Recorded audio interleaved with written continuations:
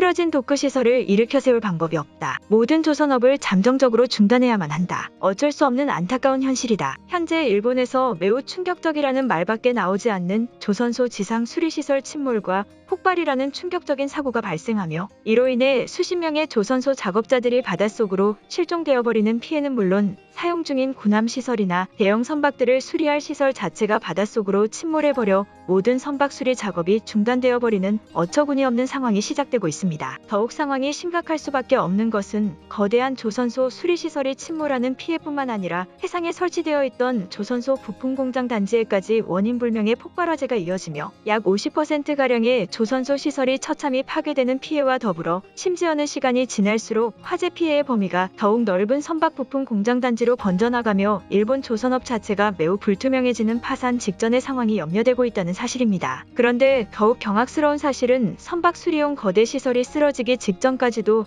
해당 시설을 관리 담당하는 주요 작업자들은 약 1년여 전부터 선박이 대기하는 거대 수리시설에 심각한 결함이 발견되었으니 지금이라도 긴급한 비상수리 예산 자금이 필요하다는 발언을 1년의 기간 동안 일본 정부의 비상수리 예산 지원과 수리 직원 편성 계획을 요청했으나 일본 정부는 해당 결함 사실을 외부로 알리지 말라는 압박의 발언만을 전하며 어떠한 비상수리 예산도 전혀 지급하지 않은 채 무려 1년여 동안 그저 결함 피해를 묵살했다는 사실입니다. 그럼 자세한 내용 살펴보도록 하겠습니다. 지난 17일 일본 요코하마에 위치한 수리선박 중심 해안에서는 약 60m 길이에 달하는 엄청난 크기의 간이 선박 수리시설인 대형 도크가 원인불명의 이유로 인해 바닷속으로 완전히 가라앉아 버리며 시설 상층부에서 선박 수리 작업을 진행 중이던 약 17명의 작업 근무자가 바닷속으로 실종되어 버리는 충격적인 사고가 발생했습니다. 현장의 상황을 속보로 전한 요코하마 중앙뉴스에 따르면 현재 요코하마시의 외곽 선박 해안에서 선박과 함선의 간이 수리를 위해 설치해 놓은 약 55m 크기의 대형 도크 시설이 바다에 완전히 가라앉아 버리며 침몰 직전의 상황에 다다르는 사고가 발생한 상황이다. 현재 긴급하게 파악한 인명피해 숫자는 간이 도크 시설에서 선박 수리 작업을 실시하던 약 20명의 직원들이 전부 바다로 추락한 것으로 파악되고 있으며 현재까지 3명의 작업 인원만이 도크 시설과 가까운 곳으로 추락해 떨어져 자해적인 힘에 의해 실종되지 않고 육지에서 발견된 상황으로 보고되고 있다. 바다로 침몰하며 가라앉은 간이 시설의 최대 길이는 약 55m가량으로 파악될 만큼 엄청난 규모를 자랑하고 있으며 구출되지 못한 약 17명의 바다 추락 실종자들은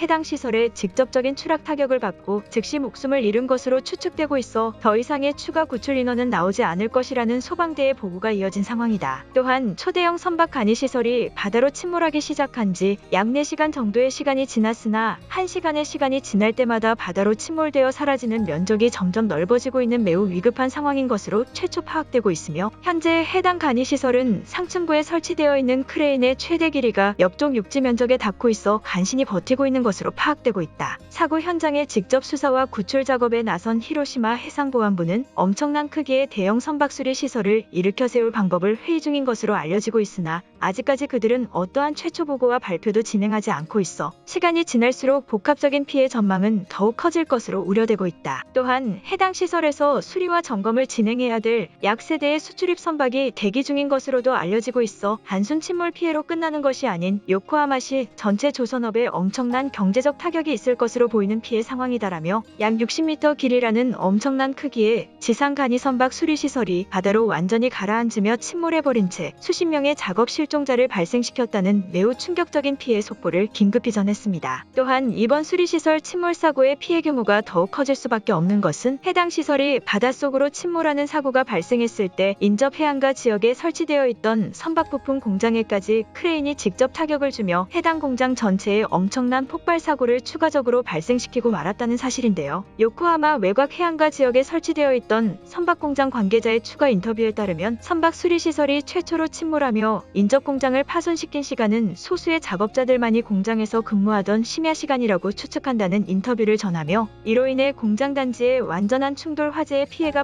발생했음에도 빠른 시간 안에 초동 조치가 이루어지지 않아 화재의 피해 규모가 더욱 커지고 말았다는 충격적인 인터뷰를 전했습니다. 그러면서 해당 공장 관계자는 선박 수리 시설이 엄청난 크기의 규모인 것도 중요한 문제지만 상층부에 설치되어 있는 상당한 길이의 타워 크레인이 해당 공장 단지의 주요 전력 시설과 직접적으로 접촉을 계속해 폭발이 발생했을 것이라는 사고 해명 보고회와 함께 폭발이 발생한 공장 단지의 위치가 주요 대형 선박들의 수리 부품이나 비상시 사용 가능한 대형 함선 부품들을 보관하던 공장 창고라며 이번 공장 단지 폭발로 인해 약 6개월의 기간 동안은 대부분의 주요 선박들의 원활한 부품 교체가 이루어지지 않을 것 같다는 울분 섞인 발언을 추가적으로 전했습니다. 또한 폭발 피해에 긴급히 출동한 요코하마 소방대는 공장이 직접적으로 폭발하는 피해가 발생했을 때 공장에서 순찰 근무 중이던 약 2명의 경비인원이 폭발 화재의 흔적조차 남기지 않고 그대로 목숨을 잃은 것으로 확인된다는 충격적인 인명피해 보고와 함께 선박시설이 침몰한 피해가 단순 1차 사고로 끝나지 않고 결국 더욱 큰 추가 폭발 피해의 원인을 제공해 두피의 현장에 제대로 된 사고 수습이 이루어지기 더욱 힘든 환경이라는 추가 발언을 대대적으로 전했습니다. 그런데 침몰해버린 대형 선박 수리시설의 내부 기업 관계자는 이번 수리시설 침몰 사고는 해상보안부가 최초 발표한 원인 불명의 침몰 사고라는 발표는 전혀 말도 안 되는 거짓 사고 보고회라며 침몰 사고가 발생한 주된 원인은 바다 밑쪽을 향해 고정되어 있던 기둥식 고정체에 생성된 대형 크랙이 주요 원인이었다는 폭로와 함께 이러한 대형 크랙을 수리하기 위해 필요한 중요 인력들과 자금 지원을 일본 정부를 비롯 주요 해상자위대에 약 1년여의 기간 동안 지속적으로 요청해왔으나 어떠한 답변과 지원도 전혀 듣지 못해 발생한 침몰 사고라는 충격적인 폭로 발언을 발표하고 말았는데요. 해당 대형 선박 수리시설의 운영과 유지 보수를 담당하던 하나청업체 대표의 폭로 발언에 따르면 이번 간이 수리시설의 침몰 사고는 약 1년여 전부터 이미 완전히 확정되어 버린 사고 피해인 것이나 다름없다는 황당스러운 폭로 발언과 함께 해당 시설 침몰 사고의 책임은 시설 관리를 담당한 일부 하청업체들의 책임도 물론 있는 것이지만 대부분의 책임 지분은 일본 정부가 가지고 있는 것이 분명하다는 매우 비판적인 태도의 폭로 발언을 전했습니다. 그러면서 간이 시설 수리 담당 하청업체 대표는 이미 1년 전부터 해당 시설물에 바다 지층 쪽 고정 기둥체에서는 다수의 균열 크랙 수십 개가 지속적으로 발견되어 왔으며 해당 크랙의 피해 규모와 수리 규모가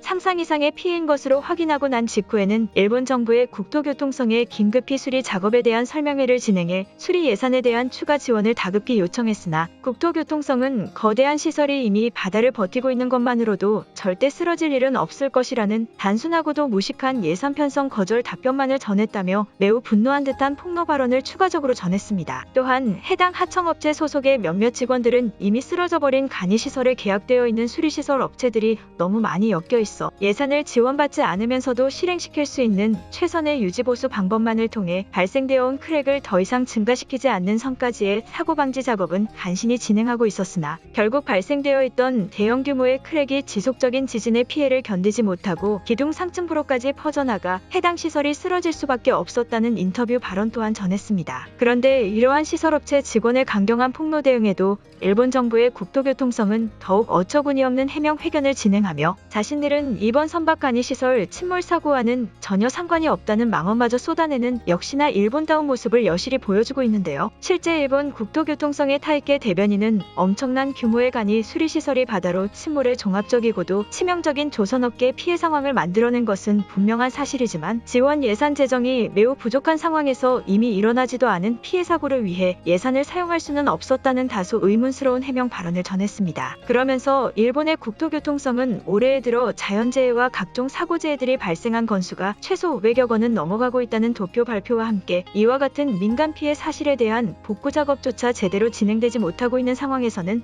일어나지 않은 사고에 대해서만큼은 그것이 수백 명의 인명피해를 발생시킨다고 하더라도 절대 예산 지원을 진행할 수 없다는 발언을 추가적으로 전했습니다. 또한 현재까지 해당 시설 침몰 사고의 실종 피해 인원 숫자는 20명이 채 되지 않는 것으로 파악되고 있지 않느냐며 엄청난 규모의 시설이 바다로 추락한 것이나 마찬가지인데 고작 10명 단위의 실종자 인명피해만이 발생한 것은 매우 축복받은 기적과도 같은 일이라며 상당히 비상식적인 변명의 발언 또한 대대적으로 발표하고 말았습니다. 또한 이러한 엄청난 사고 소식을 들은 일본인들의 반응도 역시나 패닉에 빠진 모습과 함께 뜬금없이 한국의 중장비 지원을 받으면 되지 않느냐는 황당스러운 반응들을 동시에 보여주고 있는데요. 60m 길이의 시설이 쓰러진 것은 해외 토픽으로도 나올 수 있는 엄청난 사건이다. 일본 조선업의 자부심을 가지고 있었지만 이번 사건으로 모든 것이 허상이라는 것을 깨달았다. 오히려 쓰러진 것이 일본의 기술력을 더욱 보여줄 수 있는 절호의 기회이다. 저러한 시설이 쓰러지고도 수십 년 동안 녹슬지 않고 바다에서 유지된 채로 지속된다면